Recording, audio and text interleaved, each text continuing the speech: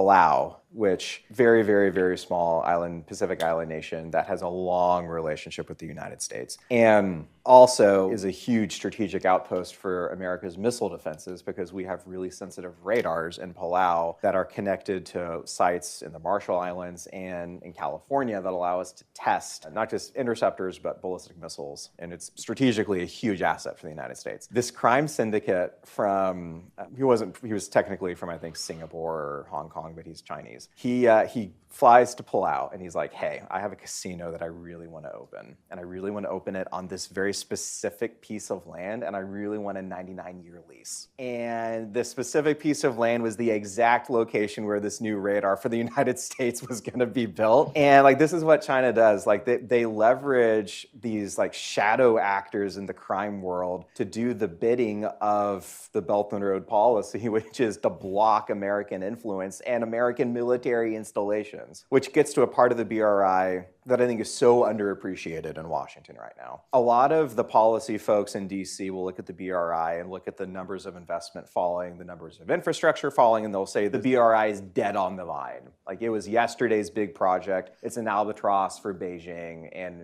Xi Jinping is going to have to live with it. The BRI remembers more than just investment. If you look at what Xi Jinping is doing with the BRI beachheads that he's established around the world, he's militarizing them. He's militarizing them in Latin America and the Pacific Islands. He's trying to do it in the Middle East. He's doing it in Africa. This is the imperial nature of the BRI. It's also the military aspect of it. And crime syndicates are often the on-the-ground special forces people who are greasing the skids for it. And this is such an easy problem to get ahead of. We did this in Chapter 5, I talked about, we did this once successfully with Malaysia to go after this crime ring, and like this great multilateral effort, we took them down and exposed the BRI connection to it. We have to make that a systemic policy of the United States. It can't be this one-off ad hoc thing. We've got to shine the spotlight on what they're doing.